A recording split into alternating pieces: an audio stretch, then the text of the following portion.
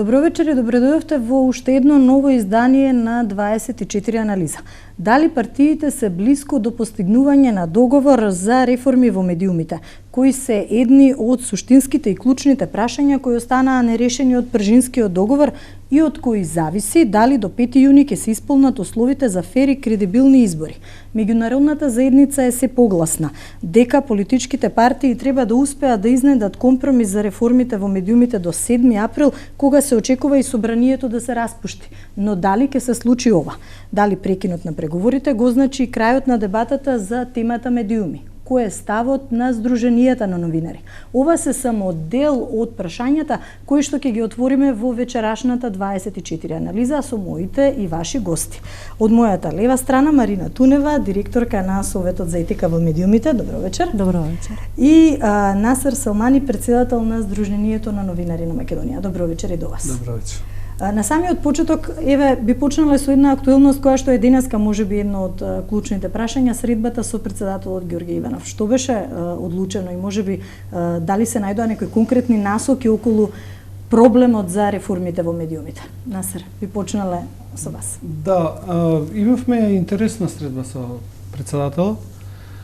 Ние како 5 новинарски и медиумски организации изразивме загриженост за тоа што партиите не се во состојба да постигнуваат консензус за медиумските реформи, а тоа е еден од условите за одржување на фер и веродостојни избори.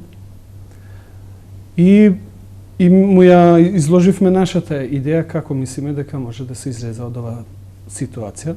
Го информиравме дека ние во понеделник ќе доставиме предлог закон за измени и дополнување на законот за аудио и аудиовизуелни медиумски услуги, базиран претежно на предлозите на европскиот посредник господин Ван Хојте, и секако побаравме подршка од него. Ние знаеме дека председателот во овој дел има малку надлежности, меѓутоа неговиот збор може на некој начин да ги мотивира партиите, да влијае во јавноста и да ги убеди на некој начин политичките партии да бидат поодговорни и да го исполнат тоа што го ветија пред граѓаните. Значи, потписот што го ставија на договорот од Пржино, а башка забелешките на Европската комисија и на препораките на Прибе извештајот, така да навистина тие мора да ја сносат, да ја преземат одговорноста и да не само да мислат за партиските интереси, туку да мислат и за интересите на оваа земја, затоа што се најголеми партија.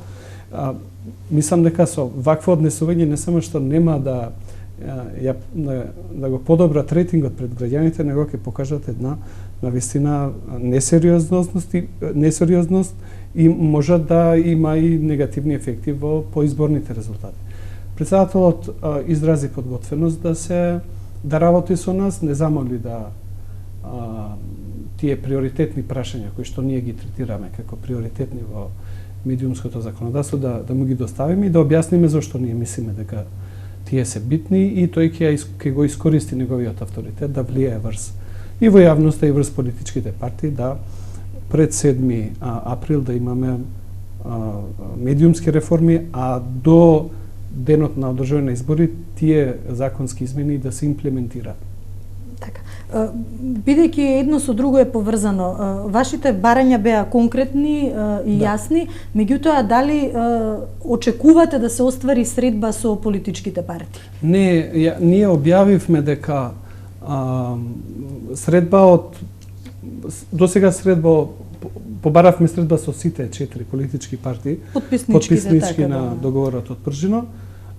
Се сретнавме со СДСМ, ДПА начелно прифати, не сме договориле термин кога ќе се случи средбата, а партијата ВМРО и председателот на собранието Трајко Велјановски не игнорираат. Мислам дека тоа е едно чудно однесување. После 25 години во Македонија политичките партии да нема толку сенс за пристојно однесување. Ние, знаете како, ние никого со сила не можеме да натераме да се сретне со нас. Меѓутоа е нормално, е пристојно.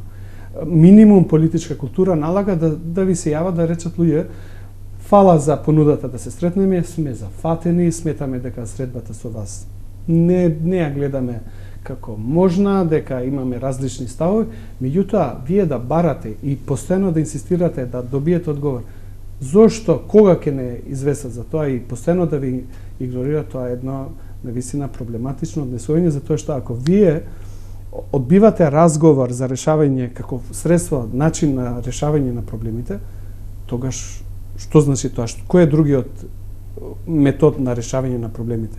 Улица, насилство. Навистина, тоа е многу поразителна порака што ја праќа ВМРО, ДПМН и ДУИ од една страна како политички партии, меѓутоа ние сме навистина многу разочарани од однесувањето на спикерот на собранието. Тој е председател на собрание, не е председател на собрание на ВМРО, ДПМН.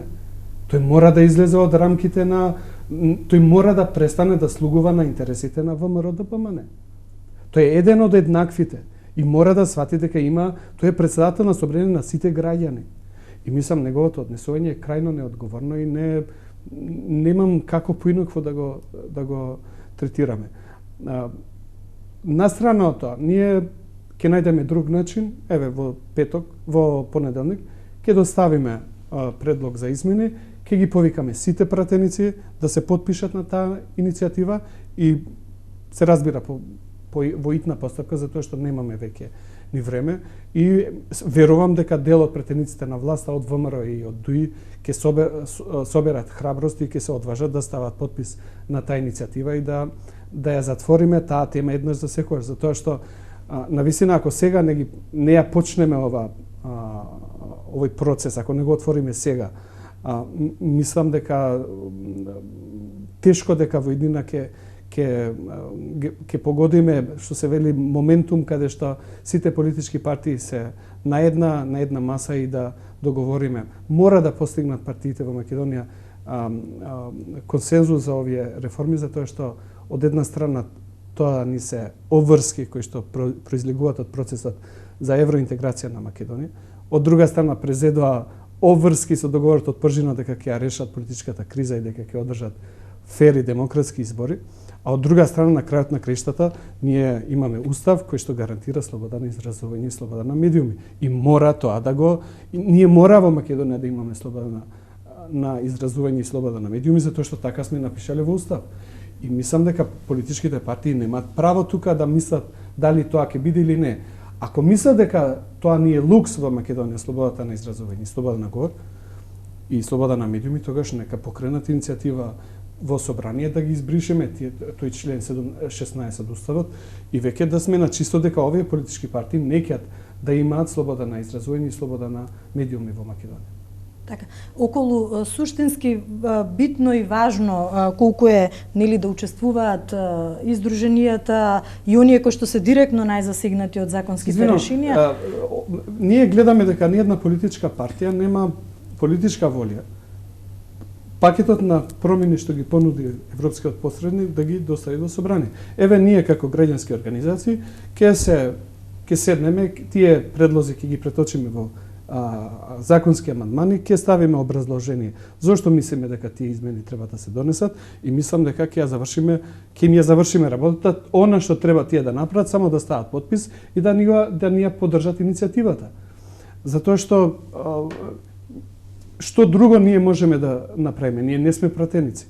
Ние сме граѓански сектор. И еве тоа што зависи од нас, ние ќе го направиме.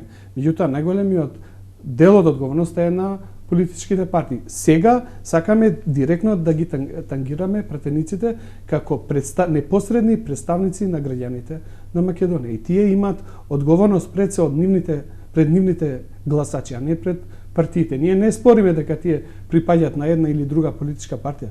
Меѓутоа, на 5 јуни, ако имаме избори на 5 јуни, тие ќе се соочат со граѓаните, нема да се соочат со партијата и лидерот на партијата.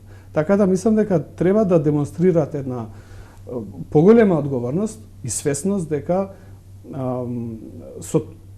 ако ги изгласаме овие измени, навистина Македонија ќе направи крупен чекор во подобрувањето на состојбата со слободата на медиумите во Македонија. Но се додека се случи тоа, имаме сериозен пат да се изоди. Ова е еден од полесните можеби начини да се стигне до сериозни законски решенија, но де факто она што ни се случува во моментов е навистина потешкиот пат, особено кога се работи за реформи во медиумите. Марина, повелбата за етичко известување за изборите и пред изборите досега е потпишаа чинам околу 90 медиуми.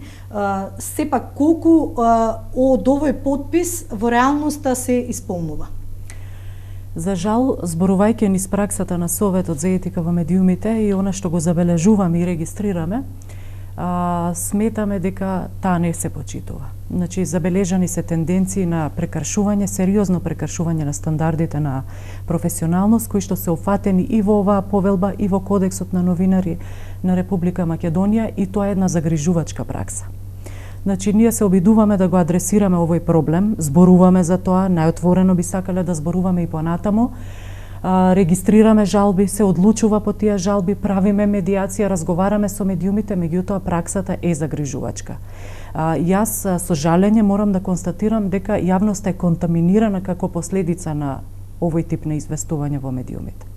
Не велам дека е тоа случај кај сите медиуми кои што ја подпишале повелбата за етичко известување, меѓутоа има примери, се реагира, некогаш е тоа во облик на представка до Советот за етика, имаме дојава за различни видови на прекршување во медиумите, се очекува реакција и понатаму од Советот за етика по однос на овие прекршување и прекршување на стандардите, и тоа е тоа што значи ние го забележуваме како еден сериозен проблем кој што сметаме дека навистина има големи последици врз јавноста. Таа е, како што реков, контаминирана како последица на ова, и мислиме дека долго време треба да се работи на подобрување. Зборувано низ бројки, еве што говори статистиката барем за овој краток период откако добар дел од медиумите ставија подпис? Зборувано низ бројки, значи ние како Совет за етика имаме добиено 20 на жалби после, значи месец и половина по подпишување на повелбата. Имаме 20 на представки. Меѓутоа, тоа не секогаш е реален одраз на она што се случува во практиката, и не секогаш, значи, граѓаните реагираат со праќање на жалба до Советот за етика во медиумите.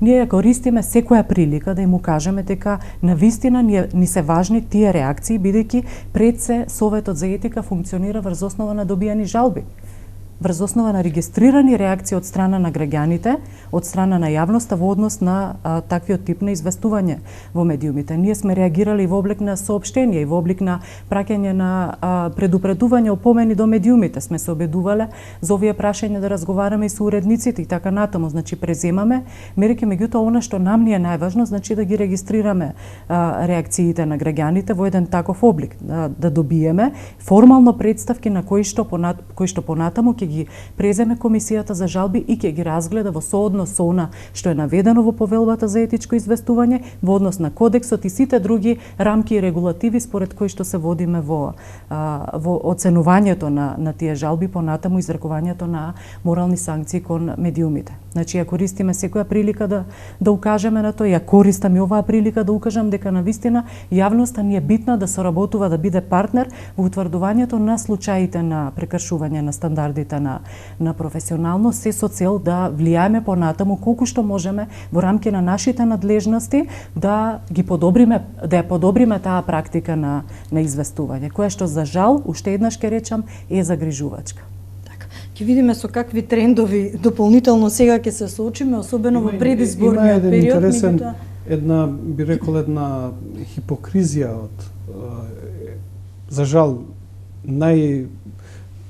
влијателните медиуми во Македонија. Од една страна подпишуваат повелба за етичко известување, од друга страна со ништо не демонстрираат дека извлекле поука од тоа лошо известување, пропагандистичко или поданичко новинарство. Нема смисла вие да ставите подпис на некој кодекс, а од друга страна да истиот ден или следниот ден со двете нозе да го газите таа повелба или тој етички кодекс. Мислам дека треба да почнеме да збориме со име и презиме. затоа што ако збориме генерално ништо нема да добиеме. Мислам дека таа појава на споени уредувачки политики или договорени теми кои што ги третираат националните телевизии кои што ја поддржуваат власта, тоа можела да ви да се види дека координирано ја напаѓаат господјата Јанева, координирано ја напаѓаат опозицијата, практично и исти прилози кои што одат на Курир, одма ги имате и во Сител, во Канал 5 или во Алфа. И замислете, истите медиуми имаат подпишано етички ја имаат да. И сега вие лично ја некако новина, како граѓанин, велам кого зафркаваат овие луѓе. Од една страна пред Советот за етика подпишуваат пред луѓе амбасадори, мислам дека имаше и амбасадори, а утредента продолжуваат со старата практика. Има еден обид да се направи некој лажен баланс во известувањето, затоа што пуштат нешто и од опозиција, меѓутоа тоа не е искрен однос и една, би рекол, вистинска пресвртница дека извлекле поука, дека тој начин на известување или тој стил на новинарство, кој што воопшто не е ни новинарство, да се поправат. Ја искрено, ја бев скептичен, меѓутоа, еве, да им дадеме шанса, еве, подпишаа повелба, Советот ги повикува граѓаните и мислам дека и ние имаме обврска и како граѓани, да сите тие прекршувања кои што ги забележуваме во текот на овој период, да ги доставиме до Советот и Советот да донесе, да се изјасни и веќе треба да почнеме да збориме. Насер од тој медиум направи тоа и тоа. Се додека збориме воопштено, се плашам дека нема да го постигнеме, да ја постигнеме таа цел која што сакаме да ја постигнеме. Просто тие луѓе кои што тоа го прават да почнуваат да се срамат ако воопшто останало срам кај нив. Можно ли е, Марина, да не се генерализира што вели Насер, туку директно да се посочува на оние кои што еве условно да ги кажеме се виновници или виновни во делот на квалитетно, навремено, точно и професионално известување, односно неизвестување? Апсолутно е дека е можна. Значи, ние најпрво можеме таа информација да ја потпреме на она што и одлука на Комисијата за жалби при Советот за етика во медиумите. Значи, споменав дека по подпишување на повелбата веќе имаше прекршување. Веќе имаше и реакција од страна на Советот за етика во медиумите со соопштение како опомена до главниот и одговорен уредник на телевизија Сител во однос на разговорот со лидерот на опозицијата. Значи, реагиравме за начинот на кој што беше реализиран тој разговор и укажавме на тоа дека и тие се потписници на таков документ. Ние сметавме повеќе, значи, на овој документ гледавме како на еден символ на обединување на силите, значи, долго време се зборува за тоа дека има непрофесионално известување и неетичко известување. Тоа го знаеме сите. Тоа се дискутира на секоја дебата. Укажано во многу интервјуа, во многу анализи. Еве, ние сме дел од проект со Институтот за комуникацијски студии кој што прави редовен мониторинг на известувањето на националните медиуми. Тие практики кои што ги спомена Насер се поклопуваат, значи тоа што е констатирано, го кажавме. Значи практики на синхронизирана уредувачка политика, само формално отстапување на простор за известување за опозицијата, за политички субјекти, понатаму фаворизирање на владини политики, активности и така натаму. Значи тоа што ние се обидуваме да го правиме, ви реков, и во однос на одлуките кои што ги изрекува Комисијата за жалби. За жал има и некои кои што ставиле подпис. Имавме такви случаи. На веб страницата на Советот за етика во медиумите се објавени одлуките на Комисијата, дел од тие се однесуваат и на некои медиуми како што е на пример Канал 5 телевизија, Сител телевизија, значи некои кои што веќе се потписници. Ние би сакале таа пракса да се коригира, разговараме, секој може да сгреши. Значи не е спорно да се сгреши, меѓутоа треба да има механизам на корекција на таквата пракса, да се реагира, да се има одзив во јавноста. И се обидуваме да разговараме за овие прашања, да се коригира тоа однесување. Тука нема ништо страшно. Крајно време, пошто истите медиуми се и членови во Советот за етика. Тоа значи дека одлуките кои што Советот ги носи за нив, треба да ги објавуваат. До сега не ги објавуваат. Тогаш зашто се членови во Советот? само затврни очи? Ние и континуирано апелираме, значи, да се прифати одговорноста, да се прифатат тие морални санкции, да се прифати и да се признае грешката преку објавување на одлуката. Значи, таа лоша пракса на игнорирање на одлуките на Советот за етика во медиумите не натера да размислиме за други механизми. За други механизми кои што ќе значат обзнанување дека дадени медиуми ја прекршиле повелбата, го прекршиле Кодексот на новинарите на Македонија. Сега, од сега натаму, одлуките на Советот за етика, според последната одлука на управниот одбор, ќе бидат соопштувани до сите медиуми. Тие ќе се објавуваат на Facebook страницата, на веб страницата на Советот за етика во медиумите, така што на тој начин ќе се добие поголем визибилитет. Меѓутоа, јас не би се фокусирала толку многу на ова, дали тие ќе имаат една поширока дистрибуција, колку што би се фокусирала на моментот на одговорност кој што треба да произлегува од страна на самите редакции. Значи, тие се тие кои што ставаат подпис на документи, тие се членки на Советот за етика во медиумите и на вистина мора да ја прифатат одговорноста дека од сега натаму треба да се известува професионално. Реков дека ова не се однесува на сите подписници на повелбата, меѓутоа мораме тоа што го забележуваме како лоша пракса заеднички да го промениме. Тука голема е одговорноста. Саморегулација тука во апсолутно, значи тоа апсолутно го наметнува и го објаснува значењето на саморегулацијата. Јас многу пати велам, саморегулацијата не е последен приоритет на листата на битни реформи во медиумите. Таа е нешто што е еднакво важно во целиот овој процес. Тоа не е тема која што треба да биде оставена за подобри времења. Ако едноставно се препорачува како лек на многу состојби кои што се поврзани со непрофесионалното однесување во медиумите, тогаш да ја прифатиме. Зошто да наидуваме на реакции дека во денешно време не може толку да биде силна моќта на моралните санкции, дека само регулацијата сега не е толку важна, прво да ги решиме овие прашања. Јас не спорам дека битни се сите други прашања за кои што вечерва разговараме. Меѓутоа да зборуваме веќе за она што е лоша пракса во однесувањето на медиумите. Тие влијаат врз јавноста. Граѓаните се и јавноста се тие кои што се засегнати. Ние одевме на иницијатива на подпишување на повелба за етичко известување во медиумите, за јавноста да има еден збир на правила на увид според кои што може да го оценува медиумското известување. Значи, медиумите работат за јавноста. Тие мора да водат сметка за јавниот интерес и за последиците и резултатите од своето известување. И од тука, значи, ние повикуваме и на одговорноста не само на граѓаните, туку и на медиумите. Заедно, ние како Совет за етика постоиме за да направиме поврзување, мост меѓу овие две страни. Бидејќи факт е дека граѓаните се оттуѓуваат од медиумите, не им веруваат, на голем дел од медиумите сметаат дека отсуствува она што е реалноста.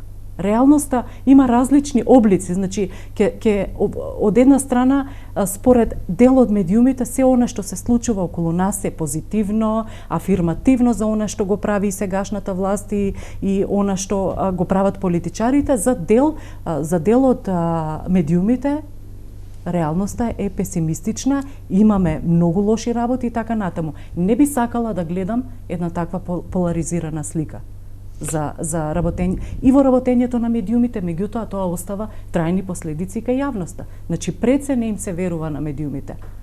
А да не зборуваме и за другите последици кои што произлегуваат од една таква поделеност. Со тоа што вие знаете дека главен актер кој што го буткаше процесот на саморегулација и формирањето на Советот беше за nama. Ние веруваме, уште веруваме во тој концепт. Меѓутоа, ние треба да работиме на сите нивои или на сите фронтови. Само регулацијата да си ја тера својата работа, меѓутоа и подобрувањето на обкружувањето на медиумите, законското обкружување, условите во кои работат медиумите и новинарите. Значи, треба да работиме паралелно. Председателот денеска имаше интересна поинта која што ја би сакал да ја повторам. Рече, мора да направиме разлика меѓу сопственост во медиуми, дејност и новинарство. Тоа е клучно. Знаете зошто? Затоа што сопствениците на медиумите мора да сватаат дека не се главни уредници и не се новинари. А уредниците мора да сватат дека тие не се извршители на наредбите на сопствениците на медиумите. Дека во нормални земји сопственикот на медиумот не сме или не треба да се меша во уредувачката политика на медиумот. Овде кај нас еден од тие кои што потпиша, стави подпис на уредбата, вели, ма какво известување, каков статус, каков етички кодекс, тоа е бизнис, ние си правиме пари.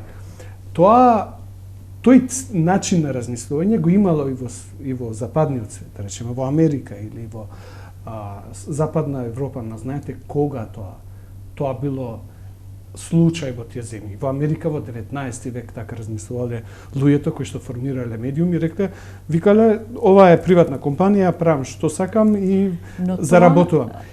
И затоа ние, председателот имаше право. Сопствениците на медиумите мора да сватат дека новинарството, медиумите се јавна дејност и буквално председателот рече вака, подлегнуваат или подлежат на контрола на јавноста. И затоа никој не треба да се вознемири кога јавноста реагира на начинот на известување за некои медиуми. Стремежот да се води сметка за тие бизнис интереси не го оправдува фактот дека 1/3 од добиените жалби во Советот за етика во медиумите значат се врз основа на дискриминација, кршење на човековите права, отсуство на втори извор, трет, четврти во приказната, значи не ги оправдува говор на омраза, дискриминација, значи не ги оправдува тие практики. Едноставно не ги оправдува. Јас затоа и толку сум песимист во однос на тоа што ќе значи во однос на прашањето дали брзо може да се смени праксата на непрофесионално известување. Добро, ова се и дел од работите, клучните поенти кои што се нотирани досега и во забелешките и во извештаите на меѓународната заедница. Значи мониторингот е тука, не само од домашната, од странската јавност, сме сигурно пред сериозен предизвик како да го надминеме сето ова што се случува во делот на медиумската сфера. Ние во тој закон што ќе го предложиме, ќе предлагаме забрана за владино рекламирање, затоа што сме убедени дека тој начин на финансирање на медиумите влијае врз уредувачката политика. Затоа што медиумите со парите што ги добиваат од владата, преку објавување на ЕПП на владата, дека работи, дека гради патишта, дека гради болници, луѓе, мора да разбереме ова влада и било која друга што ќе дојде, дека ние ги гласаме за да градат и да работат, а да не работат. Па тие да градат патишта, болници, тоа им е работа.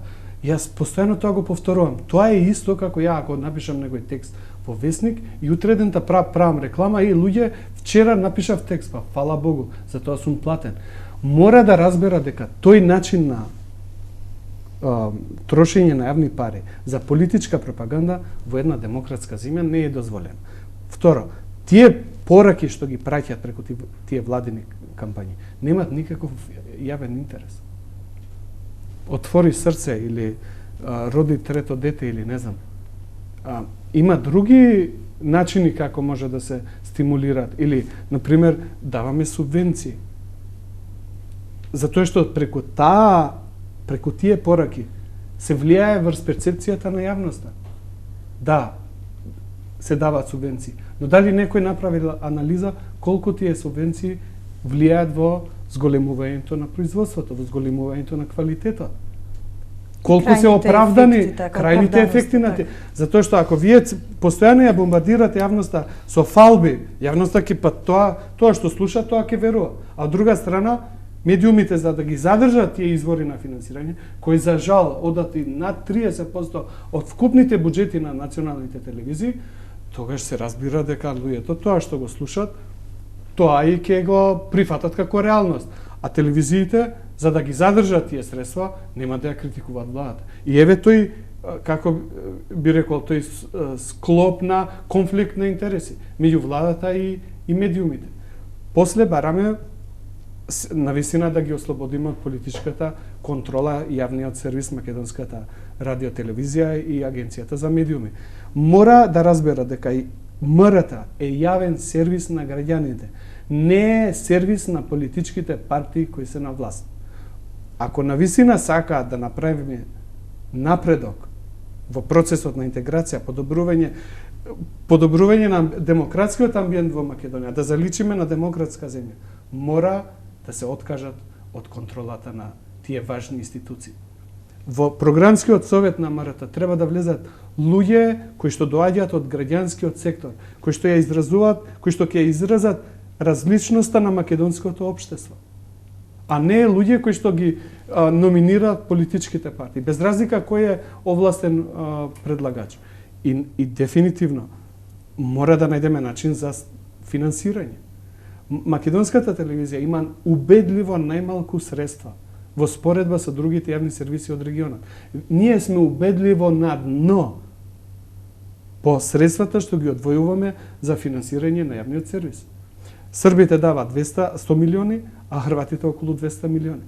Луѓе, тие национални телевизии, тие јавни сервиси произведуваат програма на српски и хрватски јазик. Македонската телевизија произведува програма на 7 јазици. Тоа значи дека има дополнителни трошоци, а ние им даваме 10 до преку сила 15 милиони евра. Затоа ние инсистираме 1% од националниот буџет да се одвои за финансирањето на МТВ, Агенцијата за медиуми и радио, јавното предпријатие Македонска радиодифузија. И вела дека тоа се многу пари. Тоа се минимум средства за да тие институции функционираат нормално.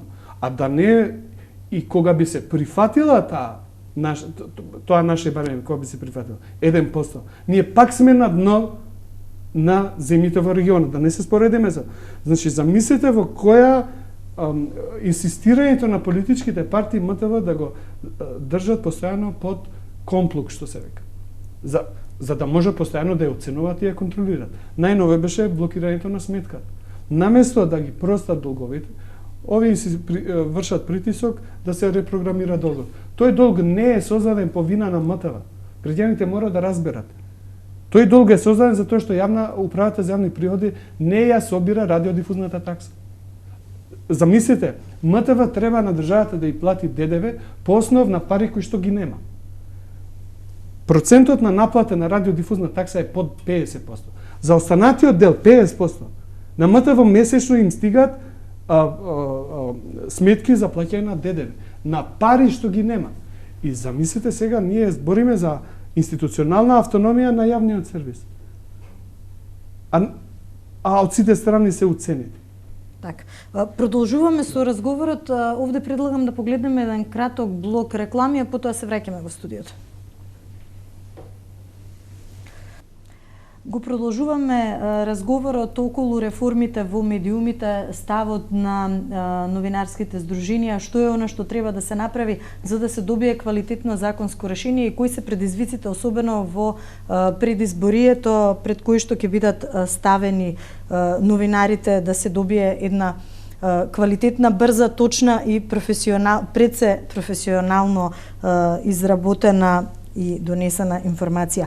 Насер, бидејќи пред неколку дена Министерката за информатичко општество Марта Арсовска-Томовска најави дека политичките партии се близу до потпишување на договор за реформи во медиумите, тоа остава простор за сериозно размислување дали е тоа така и колку сте запознаени со ваков договор, бидејќи тоа беше став на релација исто и на шефот на кабинетот на лидерот на ДУИ Артан Груби. Она што е точно е дека ВМРО и ДУИ имат договор за да глумат медиумски реформи во собрание. Но можни ли се медиумски реформи без да бидат вклучени? Видите, ја мислам дека вие имавте можност, СДСМ веднаш демонтираше дека има било каков разговор и било какви договори. Истото ја имав можност да слушам и од страна ДП. Така да, ако ВМРО ДПМН и ДУИ сака да глумат медиумски реформи, тоа е една работа, меѓутоа тоа не се медиумски реформи. Ние ја имам информации дека има некакви размислувања, меѓутоа ја мислам дека ДУИ ќе размисли два пати пред да предложи козметички измени на законот, затоа што нема на секои 3 месеци да го минуваме законот. Мислам дека не треба да брзат. Еве, ние во понеделник им доставиме предлог на закон и нека почнат, нека разговараат меѓу себе за тој предлог на закон. Затоа што без забрана на владините реклами, без промена на советите на Агенцијата за медиуми и МТВ, начинот на казнената политика, намалување на обврските на приватните медиуми околу програмата, производството на програмата, Ние само ќе ја залажуваме јавноста дека власта тоа може да го направи. И тоа ние ќе реагираме и ќе кажеме ова е залажување на јавноста, овие си глумат реформи. Тоа не е реформа. И мислам дека тоа, освен себе си што ќе си направат филм, таа реформа, така наречена реформа, нема да помине кај меѓународниот фактор. Затоа што тие сериозни системи. Ние вчера имавме средба со најголем дел на амбасадите на западните земји овде во Македонија и Соединетите држави, и тие се на ист став дека она што е потребно сега да се направи е предлозите на господинот Ванхојте да се формулират во законски решенија. Ние тоа ќе го направиме за во текот на неделата и ќе им го доставиме. Тоа е, ако навистина сакат медиумски реформи, тоа се медиумски реформи, кои што на подолг рок ќе создадат услови за подобрување на состојбите во медиумите. Се друго е залажување, сами себе си се залажуваат, пошто ќе поминат изборите, уште 6 месеци, уште 1 година, ние ќе имаме истата ситуација. Ако мислат дека играат на финтата, дека граѓаните имаат кратко памтење, тоа нема да се случи, затоа што ние сме тука и постојано ќе ги потсетуваме. Така да, мислам дека ние имаме потреба за еден сериозен пристап. Ова што сака да го направат ДУИ и ВМРО ДПМН е несериозен пристап и пропагандистички пристап. И тоа не, мислам, тие можат тоа да го направат. Ја не знам дали ќе се охрабрат да го направат тоа. Нека го направат, не е проблем. Меѓутоа, на кого ќе го продадат тоа? На граѓаните сигурно не, пошто граѓаните не пијат нафта. Ние ќе се погрижиме да објасниме дека тоа не се реформи и меѓународниот фактор веќе знае што е реформа, а што е глумење на реформа. И затоа ја уште еднаш ги замолувам, ги повикувам да не го прават тоа, затоа што тоа нема да биде во интерес на никого.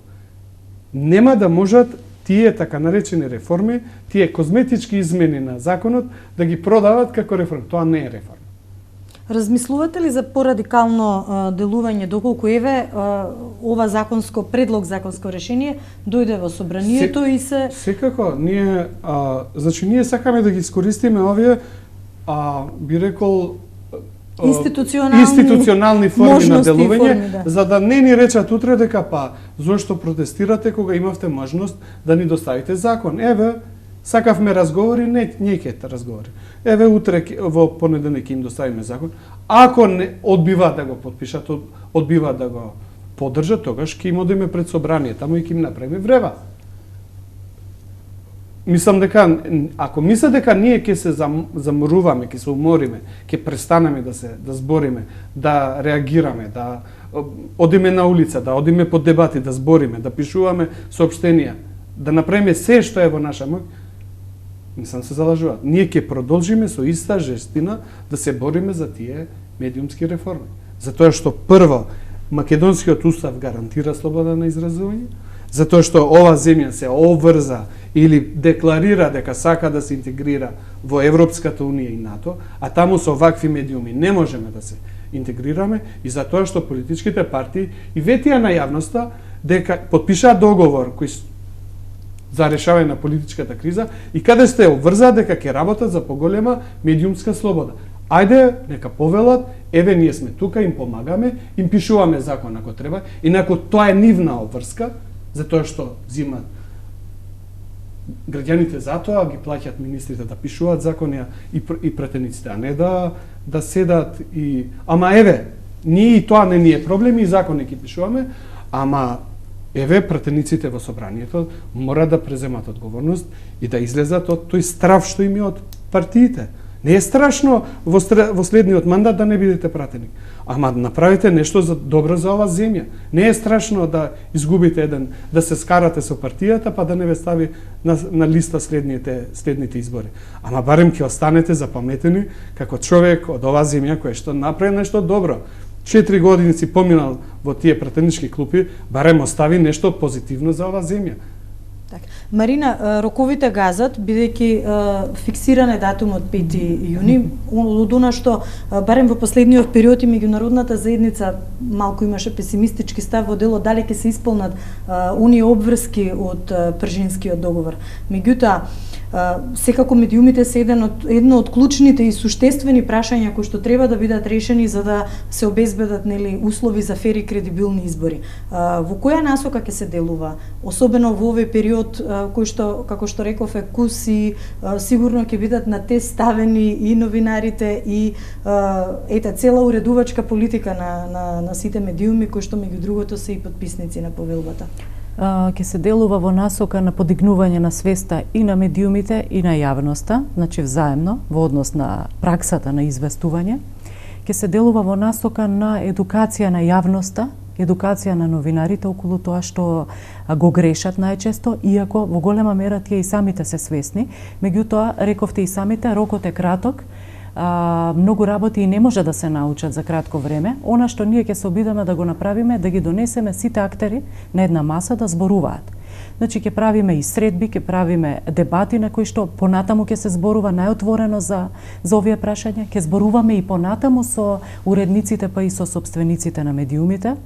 Ќе зборуваме низ она што е пракса во другите совети за етика, особено во регионот и во Европа, благодарение и на нашата поврзаност со мрежата Алијансата за независни совети за етика во медиумите во Европа. Значи, ќе се обидеме и она што е професионална пракса да ја доближиме максимално до тоа што е сегашна пракса во дел од медиумите, односно непрофесионалното известување и да се коригира врз основа на тоа што ќе се разговара и на тие средби и во рамки на други иницијативи кои што ќе ги правиме како Совет за етика во медиумите. Времето е кратко, но значи продолжуваме да работиме на подигнување на свеста дека е потребно да се менуваат таквите практики на погрешно информирање. Мислам дека во овој правец ние можеме да им помогнеме на Советот на етика на два начина. Прво со тоа што све што забележуваме како непрофесионално известување да го пријавиме во Советот и одлуките што Советот ги носи за одредени медиуми кога ќе утврди дека се прекршени професионалните стандарди, да ги, ако не сака тие медиуми да ги објават, ние имаме можност преку социјалните мрежи тие да ги презентираме. Па така да ја шириме таа приказна, секаде и да сватат луѓето дека некој медиум се огрешил. Ако сам тој медиум не сака да признае дека сгрешил и да се обврзе дека нема да ја повтори повеќе таа грешка, тогаш ние како граѓани да ги на некој начин да ги ставиме на тоа и веќе е пракса, значи она што го забележуваме, што вреди да се потенцира овде е дека иако може би постои тој игнорански однос од страна на дел од медиумите да не ги објавуваат одлуките на Советот за етика, сепак се развива дискусија. Таа дискусија ја забележуваме и на социјалните мрежи, како што спомена и Насер, и воопшто, значи во јавниот дискурс на различни дебати, особено во граѓанскиот сектор, бидејќи граѓанскиот сектор многу често се јавува како подносител на представки до Советот за етика во медиумите. И тука се разбира дека тие будно го следат начинот на кој што работи комисијата, начинот на кој што одлучува. И благодарение на забележаната и регистрирана практика на професионален одговор од страна на Советот за етика во медиумите, забележуваме задоволство и забележуваме и на тамошна дискусија. И тоа е добро што постои како таква пракса. Добро е што се развива дискусија во граѓанскиот сектор, бидејќи во крајна линија тие се тие кои што директно работат со луѓето, со граѓаните, со населението, ги застапуваат нивните интереси во различни сфери и добро е што и понатаму се шират таквите информации. И знаат да го детектираат можеби каде е најдиректен проблемот. Уште сосема кратко, значи најкратко, бидејќи и нас времето не гази, очекувате ли поголем мониторинг од страна на меѓународната заедница? Особено сега во овој краток период и кога се работи за медиумски реформи. Мислам дека Македонија е под силни рефлектори од сите страни, на сите нива.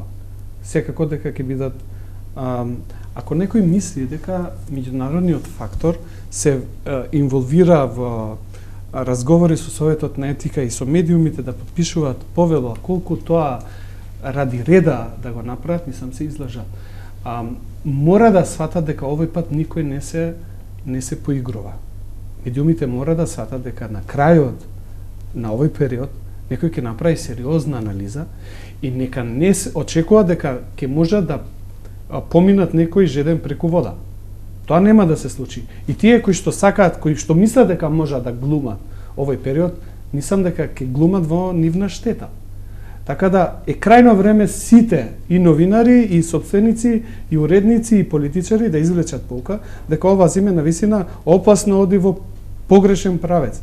И во еден момент да се освестиме дека тоа така не треба да биде, него треба да се секој да ја преземе делот на одговорноста и да се однесуваме одговорно и професионално како новинари, како медиуми и како политичари.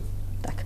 Јас ви благодарам што вечерва бевте дел од оваа 24 анализа. Верувам дека во овој, иако краток период, до распуштањето на собранието на 7 април и до изборите на 5 јуни, ќе имаме уште многу можности да разговараме на оваа сериозна тема, бидејќи прашањето за реформи во медиумите треба навистина да биде сериозно сватено и сериозно да добие решение. Благодарам уште еднаш. Благодарам. Почитувани, вам ви благодарам што вечерва бевте заедно со нас. Останете со програмата на 24 вести.